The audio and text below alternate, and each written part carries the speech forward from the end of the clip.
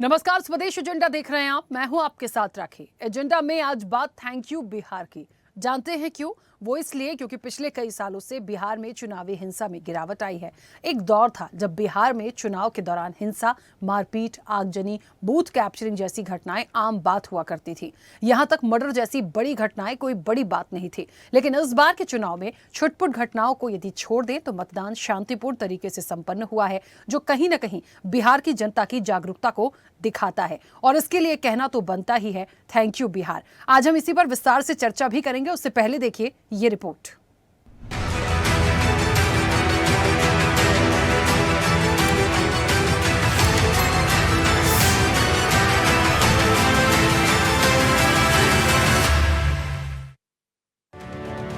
बिहार के जननायक के चुनाव को लेकर जनता में खासा उत्साह दिखाई दिया। जनता ने लोकतंत्र के इस महापर्व में बढ़ चढ़कर हिस्सा लिया और मतदान का प्रतिशत 65% के आंकड़े को पार कर गया। इस बार बिहार विधानसभा चुनाव को लेकर एक परसेप्शन भी बदला है और वो ये है कि बिहार में चुनाव हो और बवाल ना हो, भला ऐसा कैसे हो सकता है। लेकिन इस बार बिहार में हुए पहले चरण की वोटिंग के बाद इस जुमले को बिहार की जनता ने बदल दिया। बिहार में पहले चरण के लिए 121 सीटों पर हुए मतदान के दौरान कुछ एक छिटपुट घटनाओं को अगर एक तरफ रख दिया जाए तो मतदान शांतिपूर्ण संपन्न हुआ है। वजह रही चुनाव आयोग के साथ ही पुलिस और प्रशासन का अलर्ट रहना। सवेरे से ही मतदान केंद्रों पर पुलिस टीमों की सख्ती रही। संवेदनशील क्षेत्रों में भारी पुलिस बल के साथ सीआरपीएफ जवानों को उतारा गया तो अति संवेदनशील मतदान केंद्रों पर विशेष सुरक्षा निगरानी रखी गई।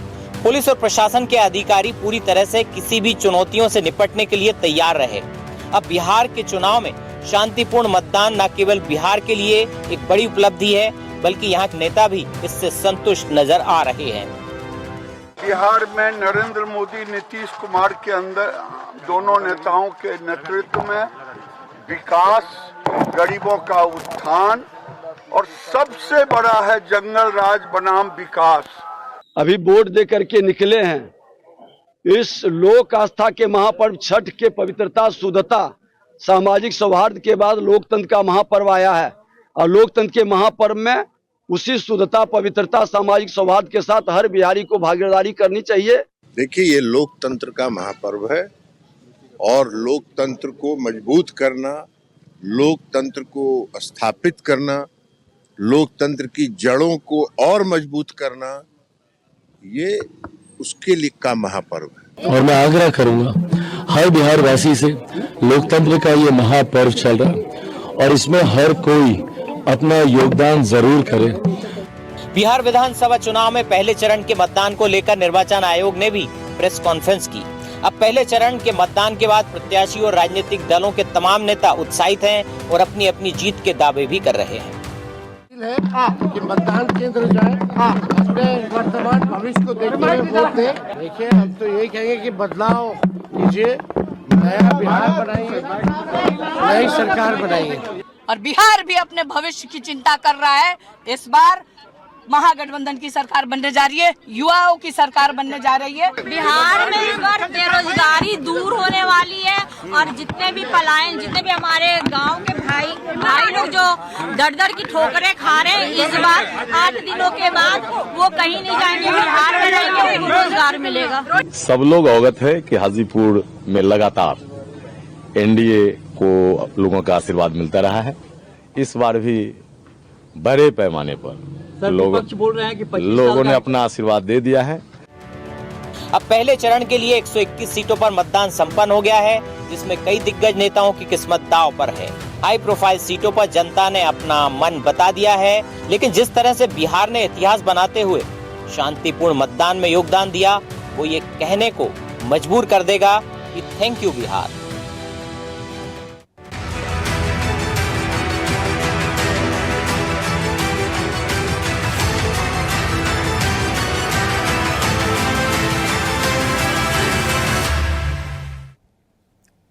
चलिए, तो थैंक यू बिहार की बात हो रही है और ये बात सच है।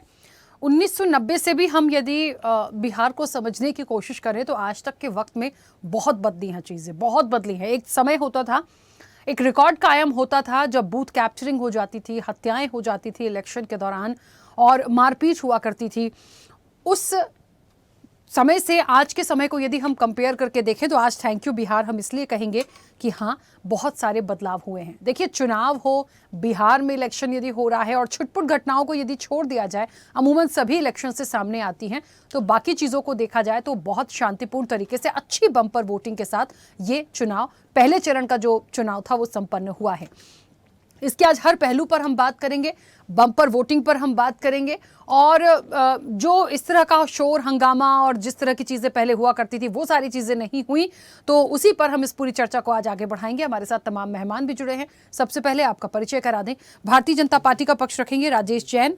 राजेश जी, बहुत स्वागत चर्चा में जुड़ने के लिए। कांग्रेस का पक्ष रखेंगे मृणाल अनामे। मृणाल जी, आपका भी बहुत स्वागत है। जेडीयू का पक्ष रखेंगे के त्रिपाठी। के त्रिपाठी जी, आपका भी बहुत स्वागत है।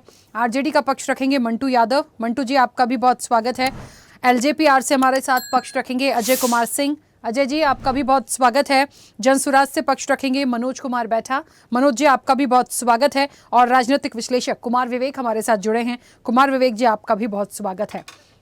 मैं चर्चा की शुरुआत करूं उससे पहले 121 वो सीटें, वो महत्वपूर्ण सीटें जिस पर पहले चरण का आज मतदान जो था बिहार का संपन्न हुआ, क्योंकि ये चर्चा थैंक यू बिहार पर भी है और हमेशा ही जो राजनीतिक दल हैं उन्होंने अपनी महत्वपूर्ण भूमिका निभाई है। तो हमारे साथ इस पैनल में जितने भी राजनीतिक दल से हमारे जो आज मेहमान बैठे हैं उन सबको इस पहले चरण के शांतिपूर्ण तरीके से संपन्न होने पर बधाई। सबसे पहले तो छुटपुट घटनाएं हुई हैं, देखिए वो अमूमन सब जगह होती रहती हैं, लेकिन पिछले कुछ चीज़ों को यदि हम जाकर देखें, इतिहास को समझे, उससे तो बहुत अच्छी स्थिति में है। यानी कहीं ना कहीं बिहार की जनता में जागरूकता आई है। जो वोट चोरी जैसे मुद्दे थे उनके बाद भी, चाहे वो सत्ता पक्ष हो या वो विपक्ष हो, ऐसा कोई सिनेरियो नहीं दिखा कि बहुत ज़्यादा उस पर बवाल हो गया हो या तोड़फोड़ हो गई हो या हंगामा हो गया हो। सब कुछ बहुत अच्छे से संपन्न हुआ। मैं चर्चा की शुरुआत राजेश जी आपसे करूंगी। मुझे सुन पा रहे हैं? जी जी, मैं बिल्कुल सुन रहा हूँ। आपको आवाज आ रही? हाँ, आपकी आवाज आ रही है। अब चुनाव में हिंसा और अतीत की बात और आज वर्तमान में बिहार को देखें तो सबसे पहले तो आपकी प्रतिक्रिया, क्योंकि पहले चरण का जो मतदान संपन्न हुआ पिछले चुनाव से भी कंपेयर करके देखें, कितना बदलाव दिखा और इन्हीं सीटों पर, पहले चरण पर यदि इन्हीं सीटों की मैं बात करूं, कैसे देखते हैं? देखिए, ये तो होना था, क्योंकि सुशासन का जो एक फेज है जो चल रहा है निरंतर 15 वर्षों से, तो सुशासन भी अपने गति को आगे बढ़ा रहा है। लोकतंत्र जो है वो परिपक्व हो रहा है, मैच्योर्ड हो रहा है। जिस तरह से पिछले 15 वर्षों से शिक्षा का स्तर, कमाने का अवसर और ये सारी चीजें जो है वो ढर्रे और पटरी पर बिहार को लाया गया है। एक पुराने, एक अतीत जो उसका बदनुमा दाग 1990 से जो बिहार पर जो एक था और जो हिंसाएं होती थी उससे बाहर निकाला गया, तो ये तो एक स्वाभाविक था। इसके लिए बधाई के पात्र हैं। वाकई बिहार बधाई का पात्र है। आपने केवल थैंक यू कहा है और मैं तो कहता हूं कि मेनी थैंक्स टू बिहार। और बिहारी फर्स्ट जो अक्सर चिराग पासवान जी कहते हैं, मुझे लगता है कि वो ठीक यहाँ पर लेगा कि आज बिहार फर्स्ट हो गया है। जिस ढंग से शांतिपूर्ण, उम्मीद नहीं होती थी पहले 1990 वगैरह को यदि देखें तो घर से निकलना मुश्किल था, लोगों को वोट देना मुश्किल था। दबंग लोग बूथ और वो लूट जाते थे, पूरे बक्से को उठा लेते थे कि आप एक साथ थंपिंग करते थे। और जो लोग इसकी वकालत भी करते रहते हैं कि भाई ईवीएम नहीं होना चाहिए, थंपिंग होना चाहिए, तो उसके पीछे का उद्देश्य भी रही रहता है कि वो उसी फेज को वापस बिहार में लाना चाहते। तो लोकतंत्र मजबूत हुआ है और ये इसी का सबूत है। आज जो कुछ आज देख रहे हैं, एसआईआर पर भी बहुत विवाद किया गया था, लेकिन आज एसआईआर का भी सकारात्मक पक्ष आया है।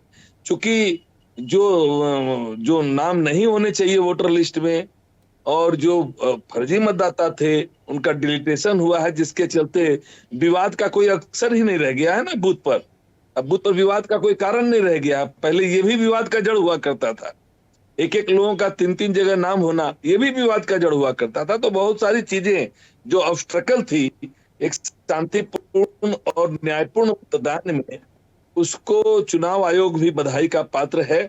उसने बहुत बड़ा डिसीजन लिया और बिहार के अंदर में इसी के वजह से ये रेट भी आप आज देखेंगे कि पिछले साल की तुलना में जो पिछले, मैं गलत बोल गया, 2020 की तुलना में, और ये 2025 के चुनाव की यदि आप तुलना करें तो ये जो मत प्रतिशत बढ़ा है, दरअसल वो SIR का भी कमाल है इसके अंदर। ठीक है, मैं वापस आऊंगी। मृणाल जी, मुझे सुन पा रहे हैं? हाँ, सुन रही हूँ मैम, सुन रहा हूँ मैम।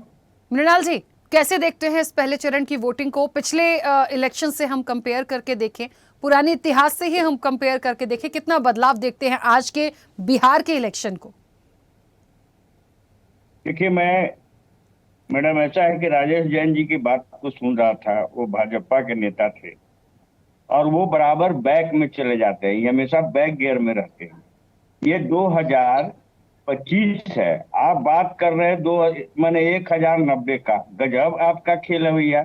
अच्छा चलिए, वो भी बड़ी बात है। जहां तक कि जो बच्चा 1 साल का था वो 22, सुन लीजिए ना, आप बोल लिए ना, आप मत टोकिए, आप टोकिए मत, आप नहीं, आप संस्कार दिखाइए। सर, है ना, मेरा सभी मेहमानों से निवेदन है, खास तौर पे राजेश जी प्लीज, मैं चाहती हूँ पहले दौर का ये जो जैसे चरण संपन्न हुआ है, इस चर्चा को पहले दौर में अच्छे से हो जाने दीजिए, फिर आपत्ति होगी तो बोलिएगा प्लीज। चिट्ठी से पता चलता है कि आप किस प्रकार से उत्तेजित हैं और किस प्रकार से SIR में चोरी करते हैं। आप जैसे आप पर बेसिकली आरोप लगने लगता है, हल्ला करने लगते हैं। सुन लीजिए, तो ये जो शुरुआत किया इन्होंने, अब मैं बता देता हूं कि जब से UPA की सरकार थी उसी टाइम TN शेषन ने चुनाव कंट्रोल किया था। जिस प्रकार से बिहार में बेसिकली जो चुनाव हुआ करता था, जिस प्रकार का ये आरोप लगा रहे थे, तो ये UPA का ही देन था कि बिहार में TN शेषन को भेजकर पूरी तरह से गुंडागर्दी और धांधली पर पूरी तरह से कंट्रोल किया था। ये शासन का जो व्यवस्था और शासन का राग अलापते हैं, ये 20 सालों में ये न बताए कि यहाँ पर NDA की सरकार है। कभी बेसिकली ये NDA के साथ चले जाते हैं, JDU के साथ चले जाते हैं, कभी सत्ता से बाहर हो जाते हैं। तो ये नीतीश जी को ये न बताए कि मुख्यमंत्री बनाएंगे कि नहीं बनाएंगे चुनाव के बाद ये फर्क। दूसरी बात मैं ये बोलना चाहता हूँ कि आज जो बेसिकली घटनाएं हुई है, जो बार बार ये कह रहे हैं कि देखिए कितना बढ़िया SIR हुआ है। राकेश सिन्हा, नाम जानते हैं ना राकेश सिन्हा जी का, जो आपके मेंबर ऑफ पार्लियामेंट है, MP है, ठीक है ना, राज्यसभा, वो उनका वोट फरवरी में वो उंगली दिखा रहे थे, कहाँ, दिल्ली में, कि वहां भी वोट दिया, और आज भी उंगली दिखा रहे हैं कि यहाँ देखिए हमने वोट दिया था। यही तो SIR हुआ है आपका। अब जहां तक बेसिकली ये SIR की जो मुद्दा उठा रहे हैं, तो आपने हरियाणा में क्या किया है? टोटल जो है 20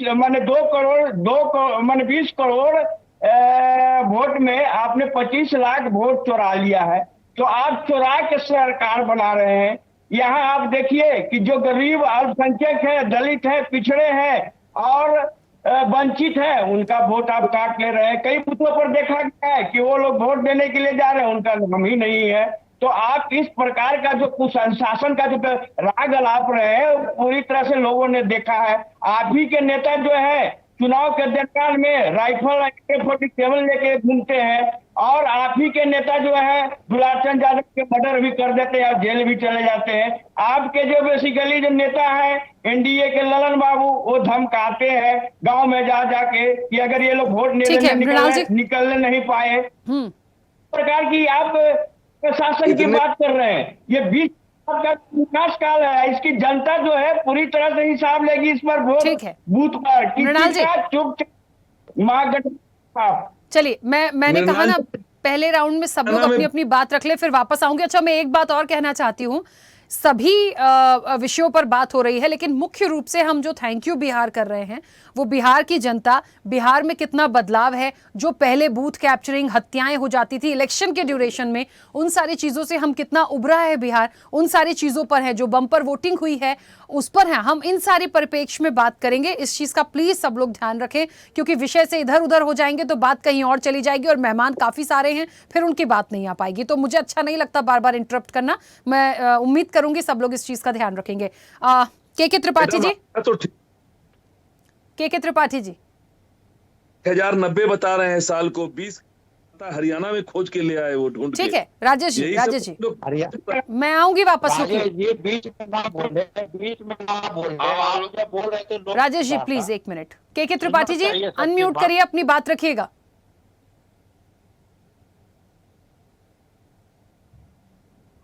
कमलेश जी की आवाज नहीं आ रही है। देखिए आ गई आवाज, आ रही है राखी जी? आ रही। देखिए राखी जी, बिहार को बनाने में जॉर्ज फर्नांडीज और माननीय नीतीश कुमार का एक बहुत बड़ा सपना था, और उस सपने को पूरा करने के लिए हम लोगों ने बिहार में दिन रात काम किया। और गठबंधन जब हमारा 2005 में माननीय नीतीश कुमार को जब मुख्यमंत्री का पद संभाला तो बिहार की हालत बहुत खराब थी। क्योंकि मैं वहां चुनाव में जाता था, प्रत्यक्षदर्शी था कि वहां पे शाम के 6 बजे के बाद कोई बाहर नहीं निकलता था, महिलाएं तो खासकर बाहर नहीं निकलती थी, और पुरुषों को भी इंतजार किया जाता था कि मेरा बेटा, मेरा भाई घर सकुशल पहुंच जाए। वो बिहार था। और बिहार में जितनी भी घटनाएं पूर्व में होती थी, वो अब दुर्भाग्य है कि वो मुख्यमंत्री या सत्ता और माफियाओं के गठजोड़ के कारण होती थी, इसलिए बिहार करा रहा था। उससे निजात दिलाने के लिए माननीय नीतीश कुमार ने आते ही सबसे बड़ा जो काम किया, लैंड ऑर्डर का काम किया, महिलाओं के लिए उत्थान का काम किया, चाहे वो आपकी साइकिल का हो, चाहे पोशाक का हो, चाहे महिलाओं को पंचायत के चुनाव में लाने का काम किया हो। उसके साथ ही साथ उन्होंने जो काम किया, नौकरी में 33% आरक्षण महिलाओं को दिया। महिलाओं के कहने से ही उन्होंने शराबबंदी की। और मेरा अपना मानना आप चैनल के माध्यम से बताना चाहता हूं, इस शराब के कारण बहुत सी घटनाएं होती थी। आज जिस बिहार को आप थैंक यू कह रही हैं, मैं तो कहूंगा 100 बार बिहार की जनता को धन्यवाद देना चाहिए कि इस चुनाव में, इसके पहले चुनाव में कितनी हत्याएं हो जाती थी, कितने बेगुनाह लोगों की जान चली जाती थी, तो उनसे वंचित हो रहा है बिहार। बिहार प्रगति के रास्ते पे जा रहा। आज पूरे हिंदुस्तान में बिहार की चर्चा है कि 65% वोटिंग है। और मैं आपके चैनल के माध्यम से कहता हूँ, जब से माननीय नीतीश कुमार आए हैं, बिहार में महिलाओं का वोट परसेंटेज 2005 से जोड़िए, 2010 से जोड़िए, 2015 से जोड़िए, 2020 से जोड़िए, पहले था 55%, 55 से 59% और 2020 में 60%। ये भागीदारी जो हुई है, आधी आबादी को भागीदारी हमने दी है। हमने बिहार को बचाने का काम किया है। शराब के नशे में वो हत्याएं होती थी, तमाम एक्सीडेंट होते थे, तमाम लोगों की हत्याएं हो जाती थी, तमाम लोगों को। और वहां पे आपने देखा है कि वहां की माफिया जो होते थे, माननीय मुख्यमंत्री के पास में बैठे मिलते थे। और मेरे एक तो ऐसी घटना हुई कि आईएएस की पत्नी को लिखाने में, FIR लिखाने में 4 साल लगे, जिसको जॉर्ज फर्नांडीज ने पार्लियामेंट में 4 वर्षों तक उठाया था। तो वो बिहार था। तो बिहार को बदलने का काम हमने किया है।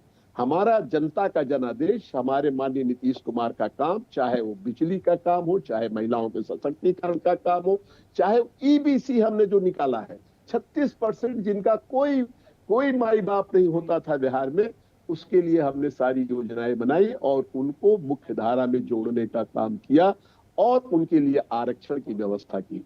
तो आज बिहार में जो विश्वास है, वो माननीय नीतीश कुमार के ऊपर विश्वास है कि उन्होंने जो कहा वो करके दिखाया। वो मुझे याद है जब वो कृषि मंत्री थे, रेल मंत्री थे, तो उस समय का भी जो निधि आती थी तो महिलाओं के हॉस्टल बनवाने के लिए बिहार में, महिलाओं के जो कॉलेज स्कूल थे उनको सशक्तिकरण का काम किया जाता था। तो ये काम हमने पहले शुरू किया। और जब आधी आबादी बदल जाएगी तो पुरुष वहां बदल जाएगा। आज तो बिहार दिखा रहा है आईना पूरे देश को कि जो SIR का मुद्दा, जो माननीय राहुल जी वोट चोरी का मुद्दा जोर मारते थे, तो कहां चला गया। जनता ने कहीं एक जनता खड़ी होकर के कही हो बिहार में कि हमारा वोट चोरी हो गया, हम वोट नहीं कर पाए। तो ये सवाल बहुत बड़ा सवाल है। ठीक है, क्योंकि देखिए आज राखी जी एक मिनट बोलिए, जल्दी से। राखी जी आज जो संविधान की, राखी जी एक संविधान की बात होती है, उस समय मैं छात्र जीवन में था, मेरे प्रोफेसर साहब को ले जाकर के बंद कर दिया था। इमरजेंसी का फंडामेंटल राइट्स को आपने खत्म कर दिया, जिस कांग्रेस ने एक रात में 26 जून को फंडामेंटल राइट्स इस हिंदुस्तान के 1 लाख लोगों को जेल में डाल दिया। वो संविधान लेके घूम रहा है कि भाई हम संविधान का पालन नहीं हो रहा। अरे ये देश, आप धन्यवाद करिए राखी जी, आपके चैनल के माध्यम से मैं इलेक्शन कमीशन को धन्यवाद देना चाहता हूं कि इतने बेहतर तरीके से परफॉर्म किया बिहार को, और वोट परसेंटेज SIR के कारण बढ़ गया। इसलिए इसके लिए आप वहां की जनता को मैं धन्यवाद देता हूं, वहां के नागरिकों को धन्यवाद देता हूं, महिलाओं को धन्यवाद देता हूं, और खासकर आपके चैनल को धन्यवाद देता हूं कि पहला चैनल, मैं सुबह से चैनलों पे बोल रहा हूं, पहला channel thank you to Bihar कहा है। इसके लिए राखी जी आपको बहुत बहुत शुक्रिया, धन्यवाद। बिल्कुल के त्रिपाठी जी। मंटू जी मुझे सुन पा रहे हैं? मंटू जी म्यूट किया, अनम्यूट करिए। जी सुन रहे। हाँ मंटू जी, कितना बदलाव देखते हैं? देखिए यहाँ पर बात इस चीज की नहीं है, क्योंकि राजनीतिक दल हैं वो अपने अपने नजरिए से पुराने समय से आज तक जितनी भी सरकार बिहार में रही हैं उन सबको क्रेडिट जाएगा समय समय पर बदलाव का। ऐसा नहीं है कि किसी एक को हम क्रेडिट दे दें, लेकिन ये बदलाव की जो बात हो रही है मुख्य रूप से जनता की कितनी बड़ी भागीदारी है, और आज के पहले चरण को किस तरीके से देखते हैं? आज जो चुनाव हुआ है राखी जी, या सत्ता परिवर्तन के लिए चुनाव हुआ, जो 65% चुनाव किया गया मतदाता के द्वारा, ये शानदार है। मतदाताओं को बधाई देते हैं, शुभकामना देते हैं कि इस बदलाव के समय में आप लोगों ने बढ़ चढ़ के हिस्सा लिया और 65% से ऊपर का वोटिंग हुआ है। यह साफ संकेत है कि बदलाव जनता चाह रही है। ठीक है मंटू जी, ठीक है, चलिए एक राउंड। तेजस्वी जी जो बात किए थे, जो संकल्प लिए थे, वो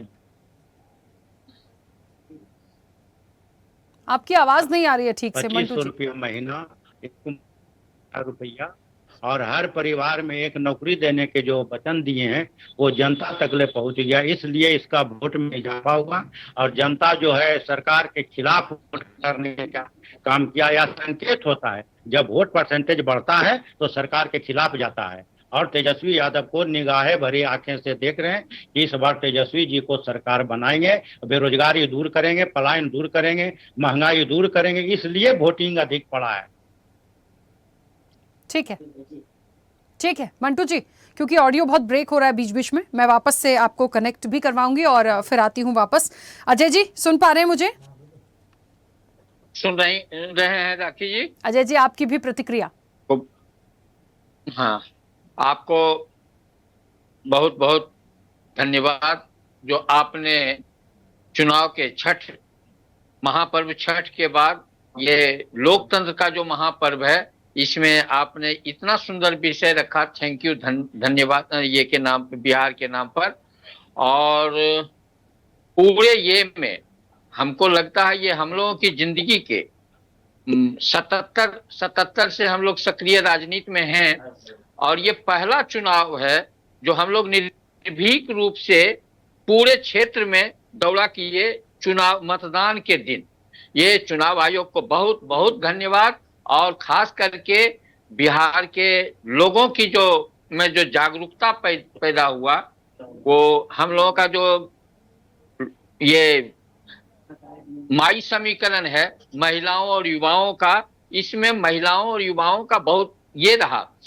और अभी राजेश जी ने कहा, कमलेश त्रिपाठी जी ने कहा कि इसको बहुत ढंग से धीरे धीरे सुसज्जित करते करते इतना माहौल गंदा था, उस गंदे माहौल को संभालने में वक्त लगा, और अब समय लग रहा है कि आने वाला जो समय होगा वो इससे और बेहतर होगा, और बेहतर होगा, और बेहतर होगा, और हम लोग इसके सुखद भविष्य की कल्पना करेंगे।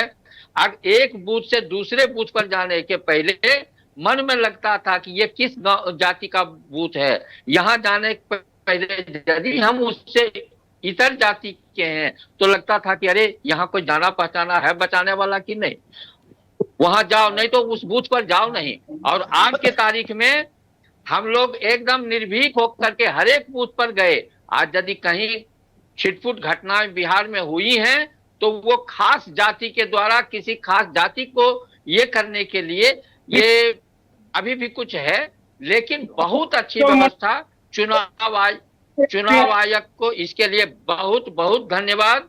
और बिहार की तमाम जनता को प्रथम चरण के चुनाव में शांतिपूर्ण मतदान और मत प्रतिशत बढ़ाने के लिए बहुत बहुत धन्यवाद राखी जी। आप चैनल पर आए तमाम सारे लोगों को बहुत बहुत प्रणाम और बिहार वासियों को भी प्रणाम। ठीक है मनोज जी, मेरी आवाज पहुंच रही है?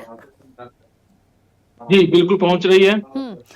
मनोज जी, कैसे देखते हैं आज के प्रथम चरण के चुनाव को, और पूरे ओवरऑल सिनेरियो को, बिहार को, क्योंकि हम आज टारगेट करके चल रहे हैं। पुरानी चीजें, पुराना इतिहास और आज का समय, मतलब जितना बदला है, उस बदलाव की दृष्टि से शांतिपूर्ण तरीके से जो मतदान हुआ उसको आप किस तरीके से देखते हैं? ये बहुत खुशी हो रही है ये सुनकर, ये देखकर, ये जानकर कि 65% लोगों ने अपना मतदान किया, वो भी शांतिपूर्वक। इसके 2-3 पहलू हैं, उस पर ध्यान देना होगा। समय के साथ सब कुछ बदलता है। अब 1990 का दौर देखें, उस समय का जो चुनाव होता था बैलेट पेपर पर, वो देखें, वो हंगामे होते थे, हत्याएं होती थी, लूट होती थी, बूथ लूटिंग होती थी। और आपका जो देखें तो बहुत परिवर्तन है। इसका एक मुख्य कारण ये भी हो सकता है साइंस एंड टेक्नोलॉजी का इमरजेंस होना। आजकल सोशल मीडिया का जमाना है, साइंस एंड टेक्नोलॉजी का जमाना है, तो इन चीजों को कंट्रोल करना आसान है, चीजों को कैप्चर करना आसान है कि कौन क्या कर रहा है। और उसके साथ ही साथ आप देखिएगा पुलिस फोर्सिंग, जो फोर्स बाहर से आए हैं, बहुत मुस्तैदी से तैनात थे, हर जगह से हर प्रक्रिया बढ़िया से हो रही थी। तो ये सब प्रक्रिया मिलाकर के बहुत शांतिपूर्वक ये संपन्न हुआ। इसके साथ ही साथ जो युवा वर्ग हैं, जब से सोशल मीडिया का जमाना है, इंफॉर्मेशन और टेक्नोलॉजी का जमाना आया है, तो सारी इंफॉर्मेशन उनके पास मिल जा रही है, पहुंच जा रही है। तो आप देखिए कि इसका इफेक्ट युवाओं पर पड़ रहा है, एजुकेटेड हो रहे हैं, तो शांतिपूर्वक सोचते हैं कि जो महापर्व है प्रजातंत्र का, उसको शांतिपूर्वक अच्छे लोगों को वोट देके जिताया जाए और आगे बढ़ाया जाए। तो इसके लिए बहुत बहुत धन्यवाद बिहार के जनता को। बिहार की जनता में कोई प्रॉब्लम नहीं है, ना बिहार की मिट्टी में कोई प्रॉब्लम है। अगर प्रॉब्लम है तो यहाँ की कुछ व्यवस्था में गड़बड़ हो गई है। 2005 में नीतीश कुमार जी आए थे, 2005 से 2010 देखिएगा, सड़क बिजली के मुद्दों पर आए थे, उन्होंने ये कार्य किया। उसके बाद से उस सत्ता के लोभ में कभी इधर कभी उधर अपनी विचारधारा पूरी तरह से त्याग दे दी। आज जो भाजपा के प्रवक्ता लोग कह रहे हैं कि नीतीश कुमार जी सुशासन है, ये है वो है, आज जब उनकी पार्टी को छोड़ करके राजद में सम्मिलित हो गए थे तो उन्हीं को गाली देने का उन्होंने काम किया। जब राजद वाले जो नीतीश कुमार को कोस रहे हैं, भाजपा वाले कोस रहे हैं, जब उनकी सरकार में थी तो उनकी तारीफ कर रहे थे, पर उनकी प्रशंसा कर रहे थे। जब वहां पे गए तो दूसरी इतिहास बन जाती है। अब कानून व्यवस्था की जब बात कर रहे हैं, तो जो सत्ता में लोग हैं इसमें, एनडीए की सरकार जो है अभी, तो वो अपनी अगर सत्ता के चश्मा हटा करके अगर बिहार की जो प्रेजेंट का जो बिहार है उसको देखेंगे तो उनको कानून व्यवस्था खराब होती नजर आएगी। एक दो चीज आप इसमें नजर कीजिएगा कि अभी जो चुनाव हुआ है शांतिपूर्वक हुआ, 65% मतदान हुए। जब इस देश में, इस राज्य में जब कोई घटनाएं घटती है तो करप्शन बढ़ जाता है, हत्याएं बढ़ जाती है। इसका कारण समझते हैं क्या है कि जो फोर्सेस बाहर से आई है वो करप्शन फ्री है, उसका कुछ तरह से लालच भ्रष्टाचार नहीं है। लेकिन थाने में जब आम पब्लिक जाता है अपना कोई भी रिपोर्ट लगाने, जो अपराध होता है उसको बताने जाता है, तो वहां पे करप्शन है, भ्रष्टाचार होने की वजह से गलत चीजें को सही कर दिया जाता है, सही चीजों को गलत ठहरा दिया जाता है, जिसकी वजह से अपराधीकरण बढ़ने के चांसेस ज्यादा हो जाता है। मैडम आपको ये बता दें कि बिहार की स्थिति आज ये है कि बिना पैसे के, बिना पैरवी के किसी भी सरकारी महकमे में चले जाइए, आपका कार्य नहीं होता। ये इस बात से एनडीए के हमारे जो भी साथी यहाँ बैठे हुए हैं इस बात से सहमत होंगे। इस पर कार्य करने की आवश्यकता है, इस पर कार्य करने की आवश्यकता है, इसको स्टॉप करने की आवश्यकता है। जब हम इसको स्टॉप कर देंगे, करप्शन कम हो जाएगा, करप्शन बिल्कुल नगण्य हो जाएगा, तो जो अपराधी उसको सजा मिलेगा, जो अपराधी नहीं उसको सजा नहीं मिलेगा। और लॉ कानून के ऑर्डर की बात कर रहे हैं, अभी हत्या हुई सीवान में, अरे आम आदमी की बात छोड़िए मैडम, जो व्यक्ति यूनिफॉर्म में है, एक सब इंस्पेक्टर सीवान में अनुरुद्ध नाम का, उसको गला रेत कर हत्या कर दी जाती है। मोकामा में आप देखे ही हैं, आरा में बाप बेटों को मार दी जाती है। ऐसी घटनाएं बिहार में होती जा रही है। और जहां पर ये सुशासन की बात कर रहे हैं, उसी पटना में जो राजधानी है, कैपिटल है, खुलेआम लोग बंदूक लहरा रहे हैं, हॉस्पिटल में घूस करके जाके हत्या करके चले आ रहे हैं। तो ये सब कानून व्यवस्था इनकी खराब है। और जहां तक शिक्षा कह रहे थे बहुत बेहतर हुआ, अच्छा हुआ, कहाँ शिक्षा अच्छा हुआ है? किसकी तुलना में आप कर रहे हैं कि शिक्षा बहुत अच्छा हो गया? 1990 की बात छोड़िए ना, तभी तो सिस्टम खराब था आपकी नजरों में, हमारे नजरों में। तभी तो 2005 में हमने सरकार बदली थी, नीतीश कुमार जी को लाए थे ताकि शिक्षा व्यवस्था को अच्छा करेंगे। आज भी आप नीति आयोग का रिपोर्ट उठा के देखिए, आज भी शिक्षा व्यवस्था में सबसे पिछले पैदान पे बिहार है, पूरे राज्य की तुलना किया जाए तो। आज स्वास्थ्य व्यवस्था में भी सबसे पीछे है, पर कैपिटा इनकम सबसे पीछे है, और आप बोल रहे हैं कि रोजगार दिया जाता है। आपके वेबसाइट पे लिखा गया है कि 3 करोड़ 18 लाख लोग यहाँ से पलायन कर चुके। तो पलायन की समस्या ज्यों का त्यों रहा। शिक्षा व्यवस्था में पिछड़े के पिछड़े रह गए, स्वास्थ्य व्यवस्था में हम पिछड़े के पिछड़े हैं, कानून व्यवस्था बुरी से लाचार है। एनसीआरबी की जो डेटा है, उस डेटा के अनुसार से इसी साल लगभग 2800 लोगों की हत्याएं हुई है। रेप के केसेस बहुत सारे आए हैं, अपहरण के केसेस बहुत आए हैं। इसको स्टॉप करने की आवश्यकता है। इस बार शायद जो चुनाव जिस तरह का हुआ है, लोगों का जो मन बना है, बदलाव के मूड में लोग दिख रहे हैं। सत्ता में कोई भी रहे, एक बात याद रखिए, सत्ता में कोई भी रहे, वो जनता के बारे में सोचना चाहिए। लेकिन दुर्भाग्य है इस बिहार का कि 1250 लोग, परिवार ही इस बिहार में ऐसे हैं जो सत्ता में काबिज होते हैं। कभी वही लोग, वही चेहरा बदल जाता है, चेहरा सेम रहता है कि उनकी पार्टी बदल देती। अब मान लीजिए अनंत सिंह जो मोकामा के हैं, पिछले बार आरजेडी से लड़े थे, वही व्यक्ति इस बार जदयू से लड़ रहे हैं। सेम चीज आनंद मोहन की बात हम कर ले, सुलभान सिंह की बात कर ले। ये सब जो चीजें यहाँ पे हो रही है, तो ये इनको बदलने की आवश्यकता है। आपको बता दूं, डेटा बता दूं कि जितने भी प्रत्याशी इस बार चुनाव में लड़ रहे हैं, उसमें से 32% पर क्रिमिनल चार्जेस हैं, और उसमें से 26% लोगों पे सीरियस क्रिमिनल चार्जेस हैं। मर्डर का है, अटेम्प्ट टू मर्डर का है, अपहरण का इत्यादि। और उसमें से 48% to 50% लोग ही ग्रेजुएशन किए हैं, ग्रेजुएट पास किए। बाकी लोग या तो अनपढ़ है या कम पढ़े लिखे लोग हैं। 222 लोग जो फॉर्म भरे हैं, नॉमिनेट किए हैं, जो चुनाव लड़ रहे हैं, उसमें से क्यों सिग्नेचर कर सकते हैं, अपना नाम लिख सकते हैं। और 17 लोग तो ऐसे मिले जो बिल्कुल अंगूठा छाप है। ऐसे लोग में से हमको चुन के भेजना है, तो ये लोग जाएंगे तो बिहार का क्या करेंगे? एक चीज बिहार में परिवर्तन कर देंगे। जिस तरह से जनता बहुत शांतिपूर्वक अपना परिचय दिया, वोट दिया, इस तरह से जितनी भी पॉलिटिकल पार्टी, राजनीतिक दल है, अपराधियों को छोड़कर, क्रिमिनल्स को छोड़ करके, माफिया को छोड़कर, बाहुबलियों को छोड़ करके अच्छे लोगों को अगर टिकट देना शुरू कर देगी और अच्छे लोग विधानसभा में पहुंचेंगे, तब जाकर के बिहार का काया पलट होगा। ठीक है, कुमार विवेक जी मुझे सुन पा रहे हैं? राखी जी, कुमार विवेक जी, आवाज आ रही है मेरी? राखी, हाँ, आपकी आवाज आ रही है जी। बदला चुनावी माहौल और बम्पर वोटिंग, महिलाओं में उत्साह क्या दर्शाता है? कितना बदलता हुआ आप समझते हैं इसे? पहले चरण का जो मतदान संपन्न हुआ, उसकी बम्पर वोटिंग को किस मायने में लिया जाए, और महिलाओं का जो उत्साह, ओवरऑल जो अभी का सिनेरियो है, पिछली चीजों से कंपेयर करते हुए इसे आप कैसे देखते हैं? जी राखी जी, सबसे पहले तो मैं सराहना करना चाहूंगा कि बड़ा पॉजिटिव थीम आपने रखा इस पॉलिटिकल माहौल में, जो एक प्रोग्रेसिव इंडिया को दर्शाता है। आपके इस एजेंडा को मैं धन्यवाद देता हूं। हालांकि मैं इसमें राजनीतिक और कोई टीका टिप्पणी में नहीं जाना चाहता था, लेकिन जो इस डिबेट में एक बात हुई है और ये मृणाल साहब की तरफ से कहा गया था, मैं खुद को रोक नहीं पा रहा हूं उसकी बात किए बिना आगे बढ़ने के लिए। उन्होंने एक बात बड़ी अच्छी कही कि टीएन शेषन को मेरी सरकार ने भेजा। इस बात के मायने निकालिएगा, कौन थे टीएन शेषन और सरकार ने कैसे भेजा? इलेक्शन कमीशन को सरकार भेजती है कि जाइए चुनाव कराइए, और इन्हीं का आरोप है कि वोट चोरी हो रहा है, इलेक्शन कमीशन हमारे हिसाब से चल रहा है। इस बात को एक समझने की जरूरत है। मैं नहीं समझता कि मैं कौन थे टीएन शेषन? कौन थे टीएन शेषन? कौन थे टीएन शेषन? और हाँ, इलेक्शन कमिश्नर को सरकार भेज रही है शांतिपूर्वक चुनाव कराने। आपका इन्फ्लुएंस था, आप स्वीकार कर रहे हैं इस बात को।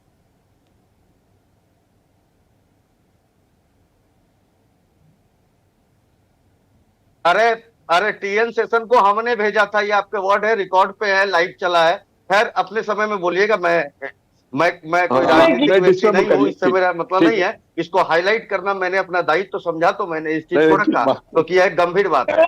अब अगर आगे बात की जाए राखी जी, राखी जी अब चर्चा पे आते हैं। मृणाल जी अपने समय में राखी जी देंगे, बोलिएगा। ये हमारा भी पक्ष है कि मैंने हाईलाइट किया आपके इस बात पे, जो मुझे कहीं से भी तर्कसंगत नहीं लगा, जिसके खिलाफ आपकी पार्टी लड़ रही है। इस जो वोटिंग परसेंटेज है और जो ये माहौल, इसमें मैं कई फैक्टर को देखता हूं, कोई एक फैक्टर नहीं। SIR तो है ही, जो पूरी तरीके से वोट रिवीजन हुआ। अगर मैं अपने ही जानने वाले में काफी लोगों की बात करूं तो वोट देने नहीं जा पाते थे, बाहर थे, उनका वोटर लिस्ट में वह नाम था, वो इसी बहाने वो कम से कम चेंज हो गया, उनकी कंस्टिट्यूएंसी में आ गया, चाहे वो कर्नाटका बेंगलोर में रह रहे हो, पुणे महाराष्ट्र में रह रहे हो, भोपाल मध्य प्रदेश में रह रहे हो। एक कारण यह भी है। दूसरा इसमें बड़ा कारण एक फेस्टिवल मूड का भी था, जो साल में एक छुट्टी लेते हैं। मृणाल जी बोलने दीजिएगा। जो कि एक अनस्किल्ड वर्कफोर्स है, जो एक दाग भी है बिहार पे, जिसका बिहार सबसे बड़ा एक्सपोर्टर अगर है, अनस्किल्ड वर्कफोर्स जिसका सबसे ज्यादा कंजम्पशन कंस्ट्रक्शन में है, वो साल में एक छुट्टी लेता है। यही करार है छठ के समय। इसमें से काफी वोटर जो बिहार आए वो रुक गए कि वोट देकर के जाएंगे, इसको भी मैं एक बड़ा कारण मानता हूं वोटिंग में आगे जाने का। तीसरा, यह डेटा अभी तक नहीं है कि इस वोटिंग में महिला वोटर के कितने परसेंटेज है इंडिविजुअली, ये आएगा। लेकिन जिस तरीके से न्यूज चैनल की रिपोर्टिंग के आधार पे ही मैं कह रहा हूं, मेरे पास और कोई सोर्स तो है नहीं, जिस तरीके से देखा गया है कि टोली बना करके गई है, जो घर के पुरुष हैं वो अलग गए हैं, घर के महिलाएं अलग गई हैं, वोट दिए हैं। यह एक बहुत बड़ा गेम चेंजर होगा, इस बात को तो आप मान करके चलिए। क्यों? क्योंकि मैं देखता हूं कि सुबह 9 बजे तक जो वोटिंग का क्रेज था, यह इस बात को दर्शाता है कि वोटर कंफ्यूजन के मूड में तो है ही नहीं, वो प्री डिसाइडेड है कि मुझे जाना है, किस पे हमें वोट देना है। अब अगर इसमें राजनीतिक बात करिएगा तो महिलाओं का वोट हमेशा, जो नीति चल रही है, ये NDA को ही लाभ पहुंचाता है। अब बेरोजगारी, महंगाई, ये हर चुनाव के मुद्दे हैं। बिहार में इसे सबसे पिछड़ा है, वहां सबसे ज्यादा इसको एड्रेस करने की जरूरत है, इससे कोई इनकार नहीं कर सकता। जन सुराज इसी मुद्दे को, क्योंकि इसकी बेसिक कहां से चालू होती है? शिक्षा से चालू होती है। प्राइमरी एजुकेशन सबसे महत्वपूर्ण एजुकेशन है। पढ़ना है कि नहीं, यह निर्णय लेना भी प्राइमरी एजुकेशन ही बताता है। वो इस मुद्दे को लेकर के वो आगे बढ़े। अब इसका अगर पॉलिटिकल एंगल देखे तो यह तो तय है कि ये डेंट लगा रहे हैं वोट पे। सीट कितनी आएगी ये मैं नहीं कह सकता, ना ग्राउंड पे हूं, जो खबर आती, मैं तो एक जो हमारे पास सीमित डेटा है उसके आधार पे मेरी समझ से कह रहा हूं, ये डेंट के वोट में दोनों को लगाएंगे। नहीं हो सकता कि यह केवल एनडीए, मगध में ये एनडीए को नुकसान पहुंचाएंगे जहां बढ़त है, तो सीमांचल क्षेत्रों में ये महागठबंधन को नुकसान पहुंचाएंगे जहां मुस्लिम वोटर ज्यादा है। लेकिन एक बात इसको भी ध्यान रखिएगा कि डैमेज कंट्रोल दोनों तरफ ने करने की कोशिश की है। चिराग पासवान को 29 सीट देने का, चिराग पासवान को 29 सीट देने का, भले अमित शाह के कितने भी इसके पीछे तर्क आ जाए, 6 उनके सांसद हैं, 1 पे 5 बनता है, तो 6 कैसे भी हैं, उसमें भी बीजेपी के ने कैसे मसले रख जाए तो उस पर नहीं जाएंगे। 29 सीट देने का मतलब ही यही है कि वोट इंटैक्ट रहे, एक जगह पड़े कि अगर इधर से कुछ डेंट लगता भी है। लास्ट इलेक्शन में जो एनडीए का मतलब जेडीयू के खिलाफ तो लड़े थे, वो जो लगा वो उसको हम कंसोलिडेट कर सके। और उन्होंने भी वीआईपी पार्टी से मुकेश सहनी की अगर मैं बात करूं तो डिप्टी सीएम डिक्लेयर करना, आज तक आप मैं समझता हूं कि पहला चुनाव देख रहा हूँ जिसमें सीएम फेस के साथ डिप्टी सीएम भी डिक्लेयर्ड है। डिप्टी सीएम कोई पोस्ट तो है नहीं कॉन्स्टिट्यूशनल, वो तो हमेशा पॉलिटिकल स्टेबिलिटी के लिए रहता है कि बने रहो। हमेशा गठबंधन में देखा गया, या एक ही पार्टी में 2 दावेदार हैं तो एक डिप्टी सीएम होगा, कोई वैसा तो है नहीं। तो इसका भी दोनों इंटैक्ट है। अब अरे विजय सिन्हा को झुंझुना धरवाया क्या आपने? अब ये आप पूछेंगे, राजनीतिक दल है, अगर सारा काम हम ही कर देंगे तो फिर राजनीतिक दल क्या करेंगे? बैठे रहेंगे? पैसा है साहब आपका, साहब पैसा है, उसको अच्छे से निभाइए, चुनाव करिए। हम तो देखिए मैं आपके उसके नहीं, मेरा बताना है, मेरा बताना कार्य है। विवेक जी को अपनी बात पूरी कर लेने दीजिए, मैं समय दे रही हूँ। मृणाल जी रुकिए। मृणाल जी बराबर उत्तर दीजिएगा, मैं नहीं इंटरप्ट। तो मैं इसमें ओवरऑल देख रहा था, लेकिन यह जो जंप है वोटिंग परसेंट में, स्पेशली जिन सीटों पे मतदान हुआ है उसकी लास्ट ईयर से आप करें तो 7 to 8% जंप है। यह एक बहुत बड़ा जंप है, बहुत बड़ा। ठीक है कि नंबर ऑफ वोटर रिड्यूस हुए, नए नाम भी जुड़े हैं, लेकिन यह जो एक इंक्रीमेंटल वोट है, फाइनल फिगर आने अभी बाकी है, इसमें और रिवीजन हो सकता है। तो उमंग के रूप में तो ये लिया है। अब ये प्रो इनकम्बेंसी है या एंटी इनकम्बेंसी है, ये तो मतलब व्याख्या की बात है। इसके लिए और हो जाए तो इस पे हम लोग चर्चा कर सकते हैं। तो इसी रूप में हम देखते हैं। दूसरी बात एक चली थी अपनी, एक इलेक्शन कमीशन को धन्यवाद बिल्कुल जाता है, एक अवेयरनेस प्रोग्राम लोगों को लेकर के आना। उसके बाद से एक बात और राखी जी ध्यान देने लायक है कि पहली बार बिहार में 2 चरणों में चुनाव हो रहा है। 5-5, 6-6 चरणों में होता था। और इस 2 चरणों के चुनाव में एक छिटपुट घटना आपको नहीं देखने को मिलेगी अगर आप जाएं इस पर। यह एक बड़ी बात होती है, यह एक बड़ी बात होती है। कहीं पत्थर चल गए, कहीं ये चल गए, ये नहीं होता है। दूसरा मैं इसमें सराहना करना चाहूंगा गृह मंत्री का। नक्सलवाद सबसे बड़ा था। वहां पे बहुत से बूथ थे, 8-8 वोट नहीं पड़ते थे, नहीं जा पाते थे। कम से कम यह तो तय हो गया कि बिहार से तो साफ है। ऐसा नहीं है, काफी क्षेत्र वहां पे नक्सलवाद के उसमें थे। तो इस तरीके की जो ऑर्गेनाइजेशन हो, जो इंसर्जेंसी रही हो, एंटी स्टेट लड़ रही हो, या फिर कोई जो ऑर्गेनाइज्ड क्रिमिनल्स हो, वो दबदबा देखने को नहीं मिलता है कि वोट नहीं होने दिए। जिससे ऐसा भी होता था। बात ये बैलेट पेपर लूटने की और बूथ लूटने की बात नहीं मैम। अगर ऐसा हो गया कि इस बूथ पर ज्यादा वोटिंग हो गई अपोजिट पार्टी की, कुछ ऐसा हंगामा कर दो कि बूथ कैंसिल कराओ, री इलेक्शन में देखेंगे। और री इलेक्शन में भाई में हमेशा वो बूथ पे वही जीतता है जो कैंडिडेट जीत चुका है। ऐसे भी समीकरण वहां चलते थे सीधे गणित। इन सब से बिहार कम से कम वोटिंग पैटर्न में तो लीड कर रहा है, देश को भी एक संदेश दे रहा है। तो मुझे इसमें एक आशा की किरण दिखती है कि एक डेवलपमेंट की तरफ तो जाएंगे। जी राखी। चलिए, कई सारे मेहमान समय मांग रहे हैं, एक एक करके अपनी बात रखिएगा। मृणाल जी बोलिए पहले। हाँ, इसके बाद राजेश जी आप बोलिएगा। मृणाल जी बोलिए। देखिए, जहां तक कुमार विवेक जी बोल रहे थे टीएन सेशन के बाद, hello, Vivek Kumar ji TN session के बात बोल रहे थे और मृणाल जी के लिया, मैं उनको कहना चाहता हूं कि हम लोग अपने समय में, यूपीए के समय में, हम लोग कोई भी संवैधानिक संस्था को छेड़छाड़ नहीं करते थे। ठीक है ना, वो अपना काम करते थे।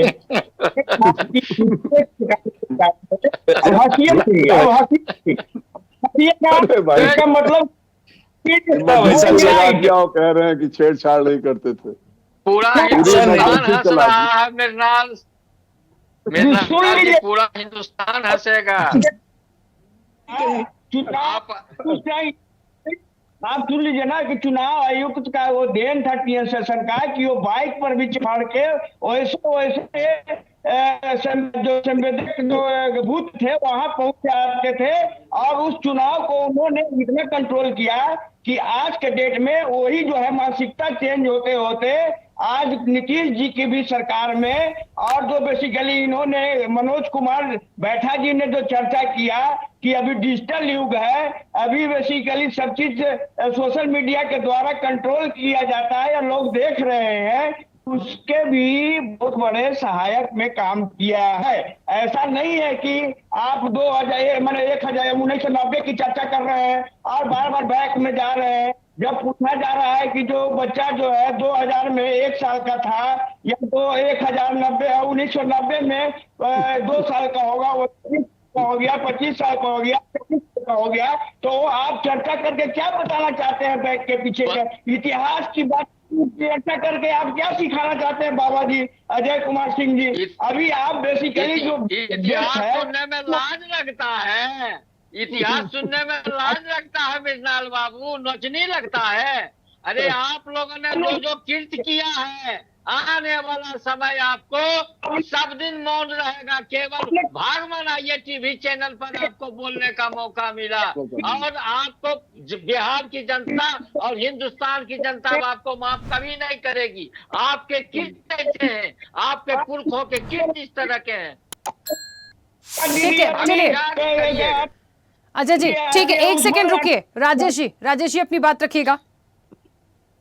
सबसे पहले मैं विवेक जी को धन्यवाद देता हूं और बधाई देता हूं कि उन्होंने बड़े साफगोई से इन लोगों को, ये मृणाल जी को आईना दिखाने का काम किया है और उन्होंने सच कहा है। ये कांग्रेस पार्टी का ही एक काला सच है। उन्होंने साफ कहा कि टीएन सेशन को हम लोगों ने भेजा। ये बात अलग है कि टीएन निकले कि उन्होंने कांग्रेस को ही नहीं, सुन लीजिए, मैंने आपको सुना है, बौखलाल है, बौखल है बेचारे। अब इनको सुन लीजिए, आपका नेता तो नहीं है, सुन लीजिए ना, आप सुन लीजिए। इनको इतिहास दिखाना सर इसलिए पहले जरूरी चरण में है जो कि कुछ इन- नहीं हुआ वो यहाँ पे तो मत करिए। होता है। क्यों इतना हंगामा करना? अच्छे शांतिपूर्ण तरीके से चर्चा हो जाए तो बढ़िया रहेगा। चल रहा है भाई, वोट चोरी हो रहा है, राकेश जी, कभी बोलता है कंट्रोल करिए। ईवीएम, वोट हिमाचल EVM चोरी जीत है। जाए तो, आंध्रा में जीत जाए तो ईवीएम ठीक है, हरियाणा में ईवीएम खराब है। ऐसे लोगों को, और कांग्रेस का ऐसा अच्छा, पोल हरियाणा खुला वाली डिबेट- बात पे याद आया, क्या ये सच्चाई नहीं है कि हरियाणा में एक अधिकारी को ईवीएम गड़बड़ करते हुए पकड़ा गया? वो भाजपा के कैंडिडेट को जिताने की कोशिश कर रहा था जो हार चुका था। क्या ये सच्चाई मनोज नहीं जी, है? क्या ये सच्चाई सुनिए। नहीं है? देखिए, किस पार्टी के आप सच्चाई- हैं, किस पार्टी के कोई दूसरा, ये मतलब महत्व तो नहीं रखता यहाँ पे। यहाँ पे महत्व तो रखता है कि देश का प्रजातंत्र सुरक्षित है कि नहीं, संवैधानिक चीजें लागू चल रही है कि नहीं, इलेक्शन कमीशन ऑफ इंडिया का जो गाइडलाइंस है वो सही हो रहा है कि नहीं। किसी भी मनोज प्रकार जी- से वोटों के छेड़छाड़ करना, यानी कि जो जनता अपना प्रजातंत्र का अधिकार लेकर के वोट दिया है उसके साथ आप छेड़छाड़ कर, उसके मैंडेट के साथ छेड़छाड़ कर रहे हैं, इससे ज्यादा घृणित का प्रजातंत्र के लिए और कुछ भी नहीं हो सकता। ठीक है, ये हुआ चलिए। था कि नहीं हरियाणा में, आप बताइए। ठीक है, हुआ था कि अजय नहीं जी को अपनी हरियाणा में? बात रखने दीजिए। एक सेकंड अजय जी अपनी बात रखिए। आप आपके आप प्रोफेसर मिर्ना बिलोंग करते हैं, बात नहीं करूंगा। मिर्नाल अनामय जी का जो ये है, इनको इतिहास सुनने में अब शर्म लगता है। इनको लगता है कि गड़ा मुर्दा अब सब उखड़ेगा, इसलिए आपको तो इनको नोचनी बढ़ता। हम जाएंगे ही नहीं चुनाव में, क्यों गए? आप जहां तक बोलते हैं कि अनंत सिंह कभी राजद से लड़ता, कभी जदयू से, कम से कम आप न बोले।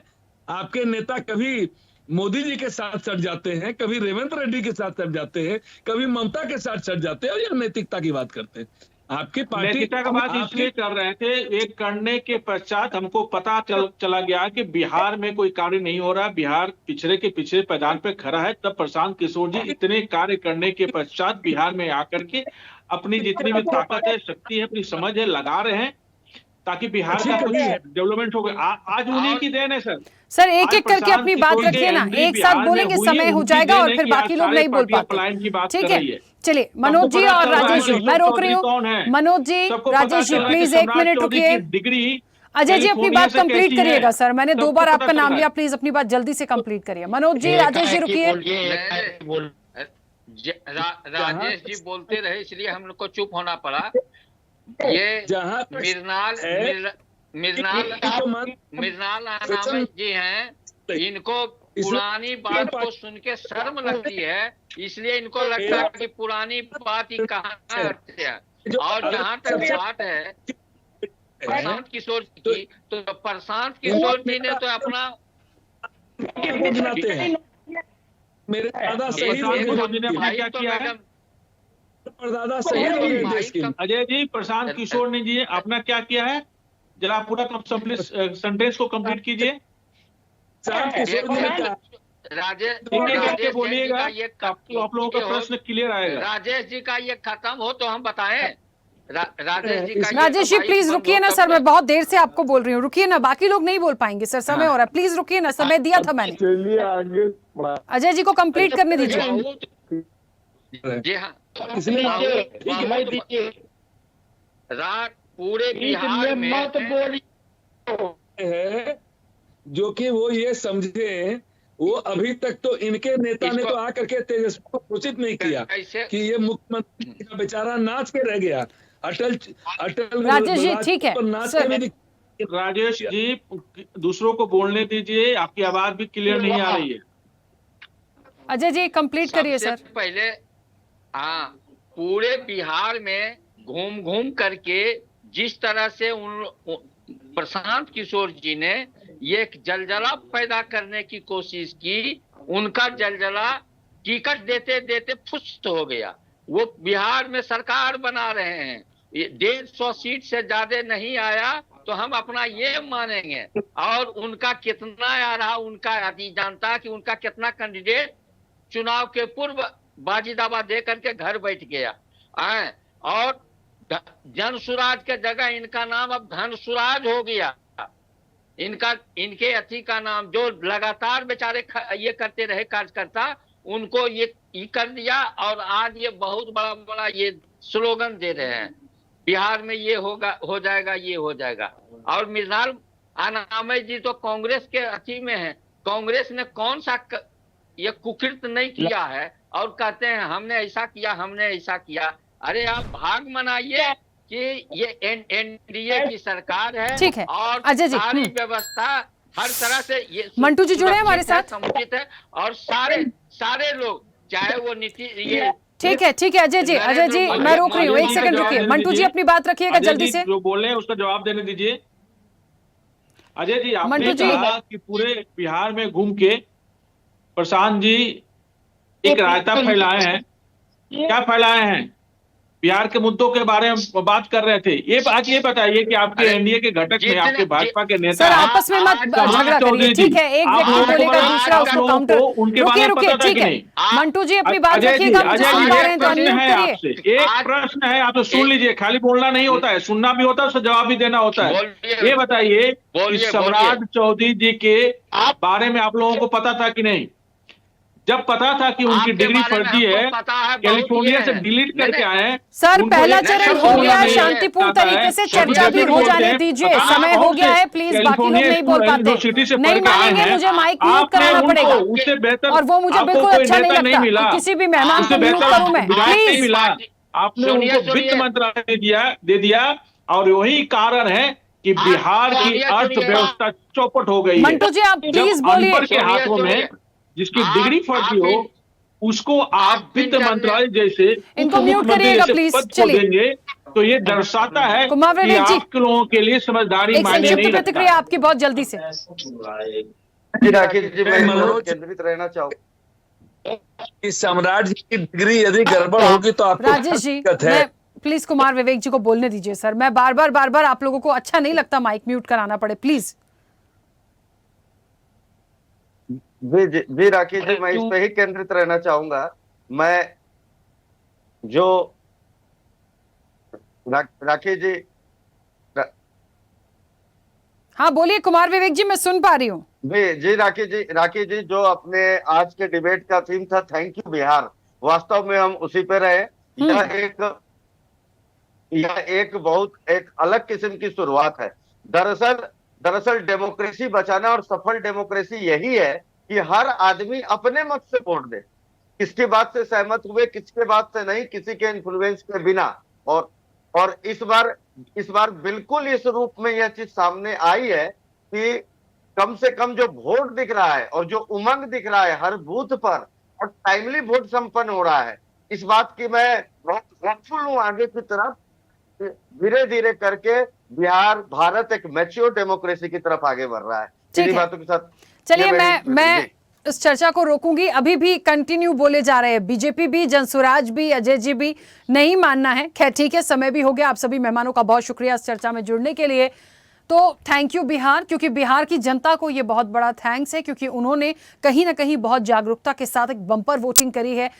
कहीं छुटपुट घटनाओं को यदि छोड़ दिया जाए तो कोई बहुत बड़ी ऐसी घटना नहीं हुई जो हम पिछले इलेक्शन से कंपेयर करके देखें, पुराने इतिहास को बिहार के उठा के देखें। तो इसीलिए ये पूरी एक थीम, ये पूरी बात थी थैंक यू बिहार की। पहला चरण संपन्न हुआ, दूसरे चरण के लिए अब देखिए आगे कैसा वो दिन होता है 11 नवंबर का। फिलहाल चर्चा में इतना ही। बने रहिए स्वदेश न्यूज के साथ। सबसे पहले देश। ऐसे ही वीडियोस के लिए लाइक करें, शेयर करें, फॉलो करें। YouTube पर जाकर सब्सक्राइब कर बेल आइकन दबाना ना भूलें और ताजा अपडेट्स के लिए swedeshlive.com पर जरूर जाएं।